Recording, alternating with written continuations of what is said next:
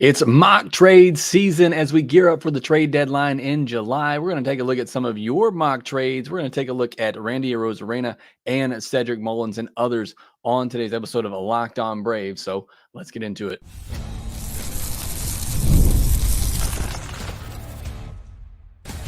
You are Locked On Braves, your daily Atlanta Braves podcast, part of the Locked On Podcast Network, your team every day.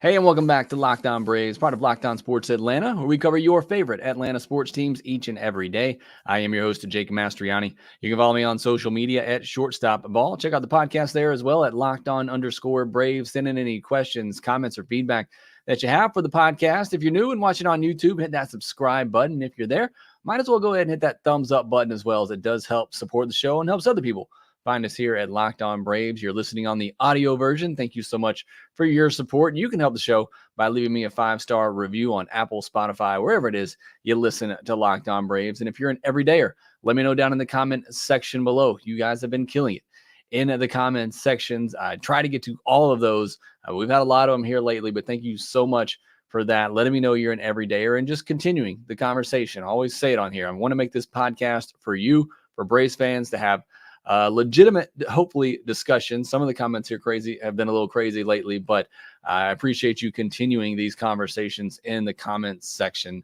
Today, we are going to begin our Mock Trade Tuesday segment. We'll do this leading up to the trade deadline. We'll talk about some possible trade candidates every week, and I'm going to allow you to send in some of your favorite mock trades, players that you want to see the Braves go after. So we're going to look in particular at two today, Randy Arozarena and Cedric Mullins, and then I got over 26 mock trades that were submitted to me. We won't get to all of those today, but I'll try to run through as many of them as I can. But again, we'll be doing this every Tuesday now going forward up into the trade deadline. I realize I'm recording this on Monday night, but that's just my schedule right now. But this is technically for me Tuesday's episode, so bear with me for the technicality there.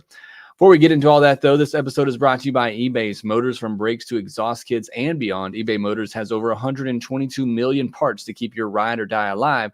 With all the parts you need at the prices you want, it's easy to bring home that big win. Keep your ride or die alive at ebaymotors.com. Eligible items only. Exclusions apply. eBay guaranteed fit only available to U.S. customers. And yes, I am recording this live on Monday night. I've been doing a lot of live shows here lately. A lot of you seem to enjoy that, and several of you joining. We already have over 40 in here live, and I'm sure we'll have more trickle in as we go. But I see Jeffrey Humphreys, A.K. Neil White, Austin Peraz, Matthew Carter, David again, Anisha in here, Corey McAfee, Joe Me says, what's up? What's up to you, Joe?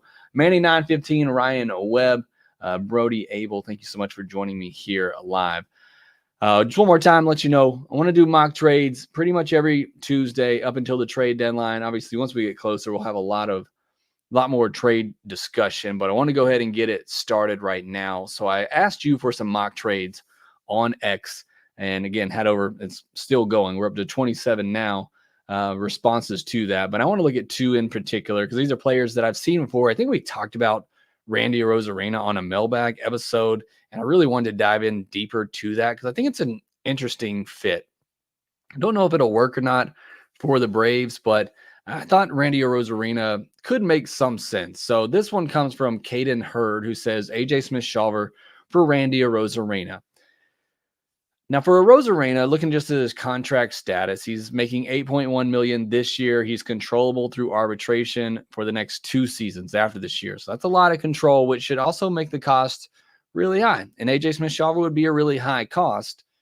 But again, it's a lot of control. It's still manageable for most teams, maybe not for the Tampa Bay Rays, and it feels like the time that Tampa Bay Rays would want to trade somebody. So I do think they look to move Randy Arozarena, whether that be this year in the offseason or sometime next year. I think Randy Arozarena is a very big trade candidate and somebody that's likely to get moved as we see his salary continue to rise. And we know the Rays like to get rid of those guys in their last couple of years of arbitration. First question is, why should the Braves want Randy Arozarena? He's 29 years old, be 29 all this season, and he feels a current need in the outfield and potentially a future need as well in the outfield with 2 more years of control. He's had 3 straight 2020 seasons, so he's been really consistent. He's never had a WRC plus under 124. He's consistently been around, 125 WRC plus and a 3-WAR player. So that's really, really solid. Good walk rate this year and last year, so that's great as well. If you look at somebody to maybe replace Acuna at the top, you certainly would like to have somebody who can get on base, take some walks. He's done that the past couple of years. Why the Braves wouldn't want him, though, he has a -8 run value, or had a -8 run value last year. He's already at -2 this year. He had a -6 outs above average last year in left field and is at -1 so far this year. So statistically, and I always tell you, you can't necessarily trust the defensive metrics out there. They're a good, indicator, I think, but I can still trust my eyes way more than I do any defensive statistic that they've created yet. But either way, that would lead you to believe that Randy Arozarena is not a great defensive player in left field, even in a position where the bar is pretty low already. Another reason the Braves wouldn't want him, he's off to a terrible start this year, as a lot of hitters are. His offense is down across the league, but he's slashing 162, 263, 310. That's a 310 slug, a 573 OPS. Now, he still does have 8 home runs and 7 stolen bases, so he's kind of on pace to get back to that 2020 level, but everything else has just been really bad for Randy Arozarena this year, which maybe means he's already had his worst, like a lot of the Braves hitters hopefully have, and things are only going to go up for here. But an alarming stat is a 28.3% strikeout rate this year for a team that's already struggling with the strikeouts, and his has gone up 4% this year. It's typically around 24%. And even at that, that's not great, even in today's game. So it's another batter that does strike out a lot. His barrel percentage and his exit velos are down this year. He's always been somewhat of an overachiever. His expected batting average has generally always been a good bit lower than his actual batting average. And maybe he's just one of those hitters that outperforms his expected metrics. Unless Tampa Bay takes on cash in this deal, it'd be really close to putting the Braves over that third tax threshold. And so again, I'm naming reasons why maybe the Braves wouldn't want to do this. And if the Rays did eat cash in that deal to keep the Braves under that, it would cost the Braves a little bit more in prospects. And the final reason why the Braves might not want to do it, you just don't deal with Tampa Bay. It usually doesn't end well, because either they're giving up on a player at the right time where they know he's about to tank, or they're taking one of your prospects that maybe you didn't see much in, and they're going to turn him into the best player ever. That's just how it goes with Tampa Bay. So you got to be very careful. In fact, I joke all the time, if you want to talk with Tampa Bay, talk with them, see which prospects on your team they're interested in, and keep those prospects. But either way, there certainly are some risks that come with Randy Arozarena. Now, what would it cost, even with the struggles this year, because of the history that he has, and it's a pretty long history at this point, and the fact that he has 2 more years of control under arbitration, the cost is going to be high. Now, A.J. Smith-Shawver straight up feels right to me. But whenever you're thinking about a trade, you have to think of it in terms of, what would I want if I were trading Randy Arozarena off of my team? And would I be okay getting back A.J. Smith-Shawver? And I think I would be. You're getting a top 100 prospect, potentially a top-of-the-rotation type of pitcher for an outfielder who they're probably going to replace the day after they trade him. So I think that feels right. Maybe the Braves have to throw in another mid-level prospect, nothing crazy, but I feel like A.J. Smith-Shawver straight up on his own feels pretty good for the Braves, because the Rays would be getting a pitcher that's already, proven that he can get big league hitters out, a ton of years of control, so he's going to be cheap. And again, probably somebody that they turn into that ace of a rotation. But again, I wouldn't be surprised if it cost a little bit more than that. But again, there are pros and negatives with Randy Arozarena. Let me know what you think in the comment section below. Do you think Randy Arozarena kind of fits that need for the Braves? When you look at replacing Ronald, Arozarena, assuming he kind of gets back to those levels we've seen in the past, would be a light version of what we expected from Ronald Acuna Jr. Obviously, if Ronald's healthy, playing the way he's capable, even if you were accounting for some regression, he was going to be a 30 home run, 50 stolen base type of guy. Arozarena is not going to replace that. Not many people are. But, he could give you that speed power combination. If the strikeouts come down and he continues to walk it over a 10% clip, then perhaps he gives you that leadoff man that could replace Ronald at the top of the order, again, giving you that speed power threat and also getting on base. So, again, I think there's pros there for a trade for Randy. He's also seems to be a very likable guy in the clubhouse. I think that'd be a good fit. I think the cost would be high. It's going to cost you one of your best pitching prospects, either A.J. Smith-Shawver or Hurston Waldrop, likely, and maybe a little more than that. So, again, the price is high. There's tons of risk because of the year that he's having. But I think there is some upside to it in getting a controllable outfielder who has a pretty long track record of being good at both bringing power and speed to his game. So, again, let me know what you think of Randy Arozarena. Is he a good fit for the Braves? What would you be willing to give up for him? Or do you think he's just not at all and the Braves shouldn't pursue that? Let me know down in the comments section below. Next, we'll turn our attention to another veteran outfielder with a long track record of success in Cedric Mullins. And I'll tell you why I would steer far from Cedric Mullins. We'll discuss that here next. It's a winner take all time in the NBA and NHL finals, and FanDuel is giving you a shot to bring home a big win of your own. Right now, new customers get $150 in bonus bets with any winning $5 bet. That's $150 to bet on spreads, money lines, player props, and more. And as I mentioned, they are turning to the Stanley Cup finals there. The Florida Panthers are a 1.5 point favorite in the first game coming up this series.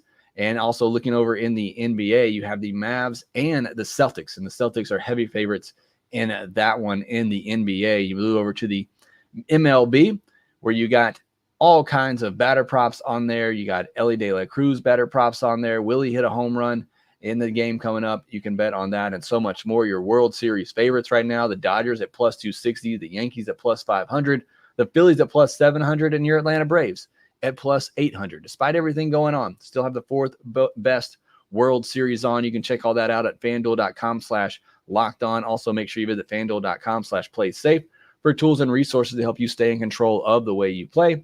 FanDuel, America's #1 sportsbook.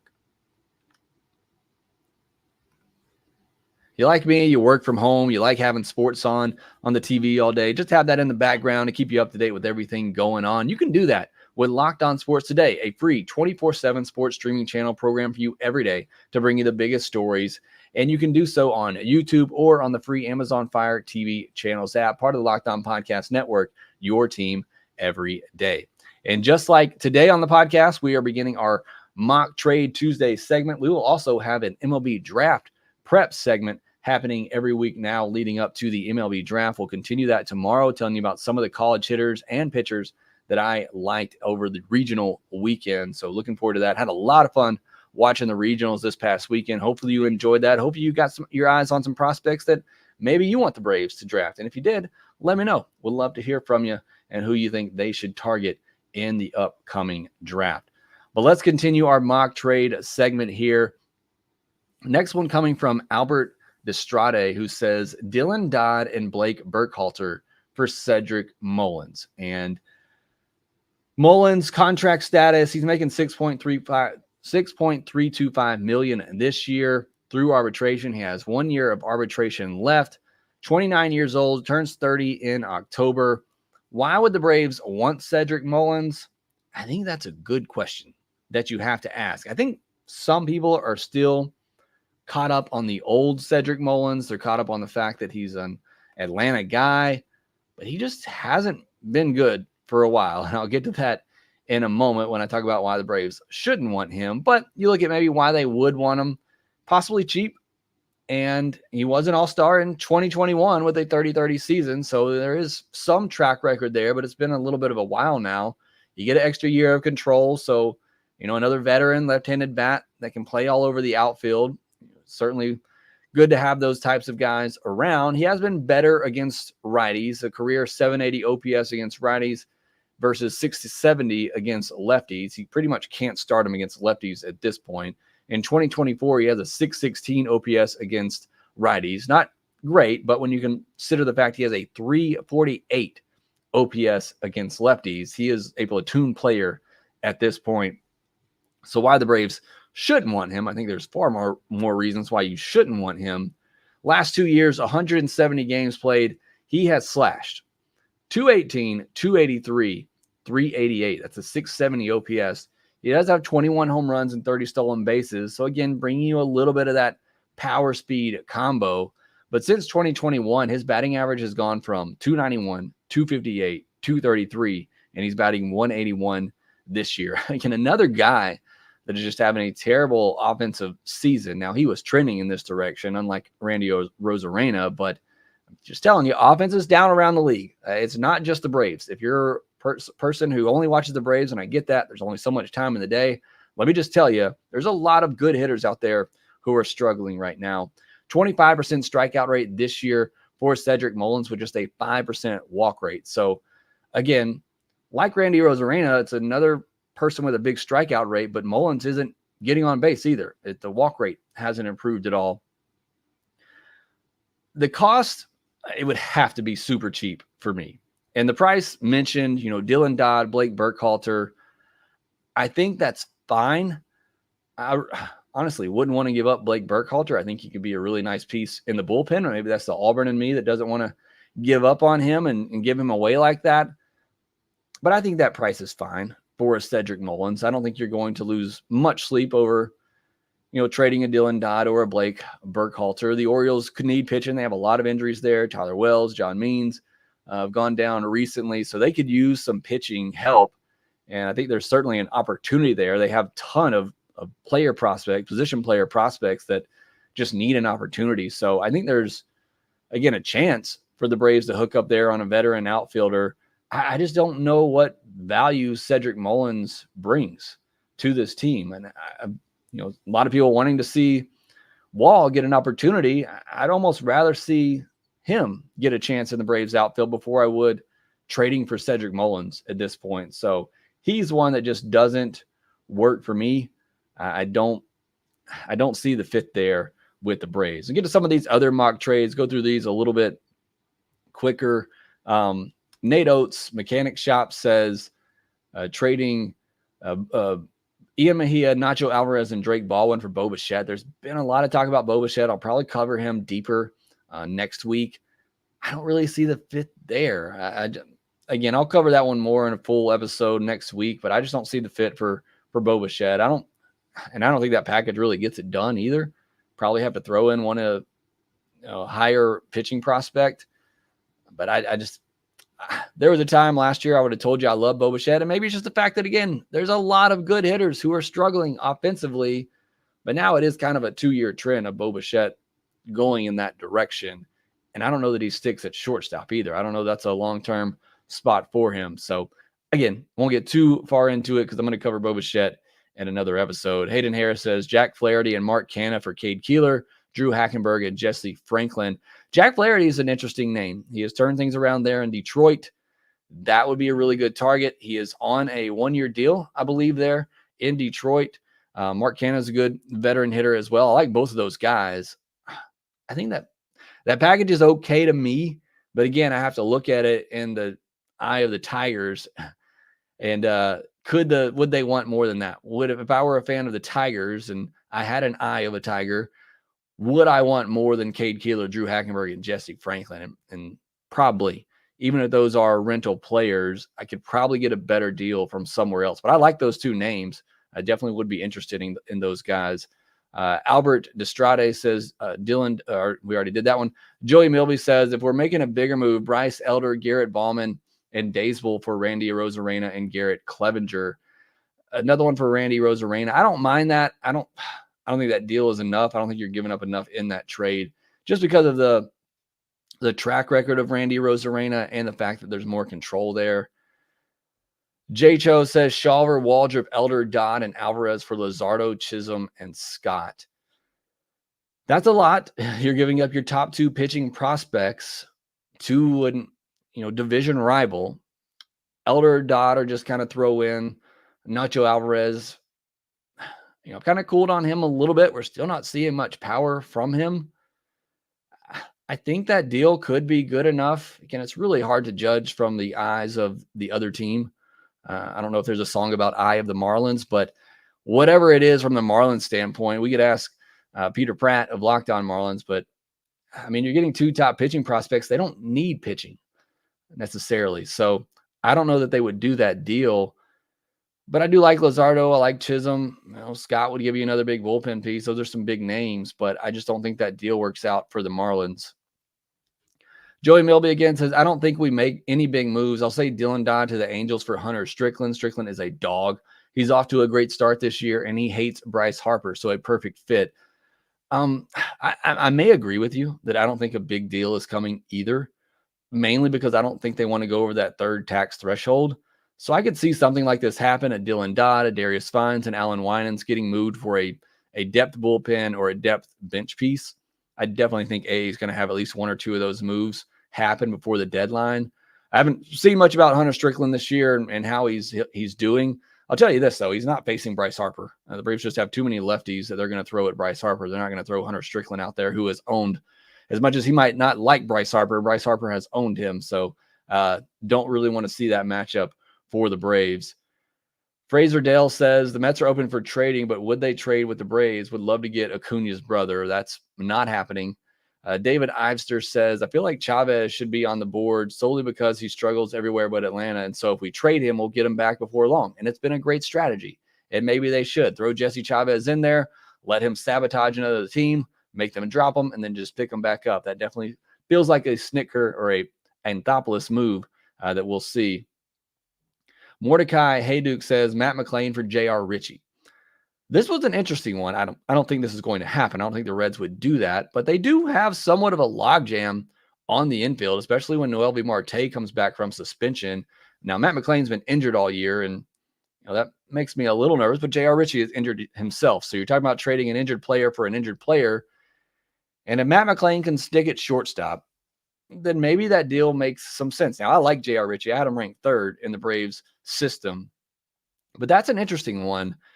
Trading a couple of injured players maybe fills a hole for the Reds, who could use a little bit more pitching. They have a long log jam on the infield, but I think Matt McClain's going to be a stud for them going forward. I don't know that they'd be willing to do that deal. Caleb Koo says J.R. Ritchie and Drake Baldwin for Taylor Ward. I need to look at Taylor Ward's contract status real quick, so forgive me if you hear me typing, but I think Taylor Ward is up there as somebody that I wouldn't mind the Braves taking a look at and trading for.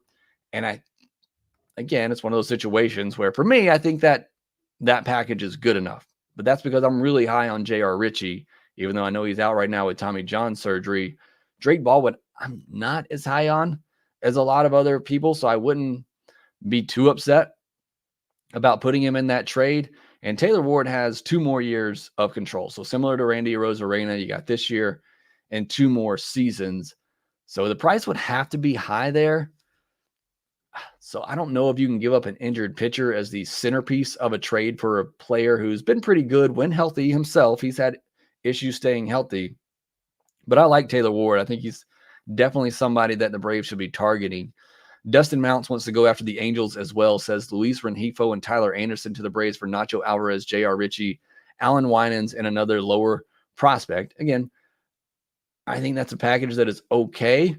Luis Rengifo, he's having a good year, and he's somebody that can play all over. He can play shortstop for you if you need him to, which is where I'm assuming maybe you're looking at playing him. And Tyler Anderson, the depth piece, I see him as more of a back-end starter, which is what I think the Braves are going to go after. But he's also, I think he got a pretty big contract there with the Angels. So that would be a deal that would take them over that threshold.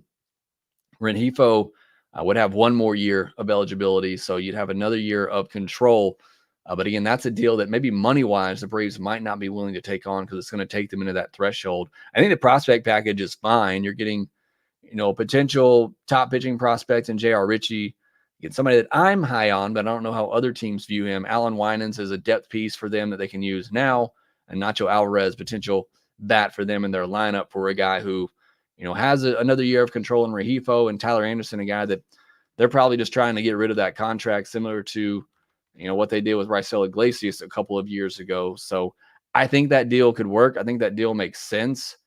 And I think those two players could help the Braves. Certainly. I'm not against that trade at all. In fact, I think that may be one of the better ones that we've heard so far. But Tyler Anderson's set to make $13 million next year. He's making $13 million this year. So that would be pretty costly for the Braves. So again, unless the Angels are throwing in some cash in that deal, I don't know that it makes a whole lot of sense. All right, we got a lot more in here. Again, we're going to do this every Tuesday. So if I didn't get to your trade this week, make sure you send them back in next week. I know a lot of you wanted to talk about Tommy Pham. I'm going to get to him as well as Taylor Ward, Bo Bichette, and others. Again, we'll do this every week. And we got our mailbag podcast on Friday. So we'll get into more of these. But thank you for submitting those in. Next, we'll preview the Boston series where Max Fried will be on the mound, hoping to get things off to a good start on this road trip. We'll discuss that here next. Passion, drive, and patience. What brings home the winning trophy is also what keeps your ride or die alive. eBay Motors has everything you need to maintain your vehicle and level it up to peak performance, from superchargers, roof racks, exhaust kits, LED headlights, and more. Whether you're into speed, power, or style, eBay Motors has got you covered. With over 122 million parts for your number one ride or die, you'll always find exactly what you're looking for. And with eBay Guaranteed Fit, your parts are guaranteed to fit your ride every time or your money back. Because with eBay Motors, you're burning rubber, not cash. I'm not burning much rubber in my minivan, but I can get the parts that I need with eBay. With all the parts you need at the prices that you want, it's easy to turn your car into the MVP and bring home that win. Keep your ride or die alive at ebaymotors.com. Eligible items only. Exclusions apply. eBay Guaranteed Fit only available to U.S. customers. All right, again, thank you for submitting all of those mock trades. We'll do this every week leading up to the trade deadline. I see Kyle Christensen saying Randy would fit well and his energy could spark the clubhouse. He's a winner. I do think that's a factor in that if you were to get somebody of a Randy Arozarena. So I do certainly agree with that take. Now, getting set for Tuesday's game, it's Max Fried versus Cutter Crawford. Fried did face Boston when they were in Atlanta. Of course, this was a 2-game set there, like this will be now in Boston. He faced the Red Sox in 2020. Garrett Cooper has the most experience against them from his days with the Marlins. He's 5 for 16 against Fried with a couple of doubles, 3 strikeouts, and 3 walks. Dominic Smith is 1 for 6, but I doubt we'll see him as a lefty in this game. Nobody else has seen him more than 2 or 3 times. What's working with Max Fried this day? What does he have command of? It's really just about figuring that out, mixing those pitches up. Hopefully he has 2 or 3 of those pitches. And if he does, then it's pretty much game over with the way Max Fried has been pitching lately. Will his weak contact go to somebody? Will the defense make plays behind him? That's always my question when Max Fried is on the mound. The Red Sox have the 3rd most strikeouts in all of baseball and just the 15th most walks. So it's a pretty good matchup on paper for the Braves. Of course, these games aren't played on paper, or Chris Sale never would have lost to Aaron Brooks this past Saturday. Cutter Crawford will be facing the Braves. Maybe some regression starting to happen for Cutter Crawford, who got off to a great start. He had a 5.14 ERA in May with a 1.26 whip. That's not a terrible whip, especially when you look at that ERA. But he did that in 6 May starts. He's given up 11 runs in his last 2 starts and 16 runs in his last 4 starts. He gave up 2 earned on 5 hits and 2 walks over 6 innings with 6 strikeouts against the Braves on May 7th. Kelnick had 2 hits against him in that game, including a home run. So he's a name to watch, and he's been playing really well since being moved into an everyday role for the Braves. So that's great to see. It's a low 90s fastball for Cutter Crawford. It is a cutter for Cutter Crawford, as you might imagine, a sweeper as well, and he'll mix in a split every now and then, and all those pitches have high whip rates. So it is a good pitcher. I know he's been struggling here lately, but another good pitcher that the Braves will be facing. But hopefully, because they've seen him so recently, they'll have a better game plan. Think of that. Braves having a good game plan against a pitcher. Hopefully that happens on Tuesday night up in Boston. All right, if you haven't already, make sure you subscribe to Locked On Sports on YouTube, a national sports 24/7 streaming channel, or you can watch it on the free Amazon Fire TV channels app. Tomorrow, we'll have our MLB draft prep. I'll tell you about some college players that you need to keep your eye on. And then we'll also have our Around the League segment this week and our mailbag podcast coming up. It is the 30-minute mark because I'm losing my words here. But thank you so much for joining me at the Braves Thrills in here. Kyle Christensen, Win Gracer, Miguel Fria in here as well. Doc's Cards, as always, makes it in here, makes an appearance at least. Thank you so much for joining me here. And as Jeffrey Humphreys is telling you, like, subscribe, and share Locked On Braves. Thank you so much for your support. Make sure that you do subscribe on YouTube. If you're new, hit that thumbs up button. Follow us on social media at shortstopball, at LockedOn_Braves. Make sure that you rate, review, and subscribe to the Locked On Braves podcast wherever you get your podcast, and we will talk to you next time.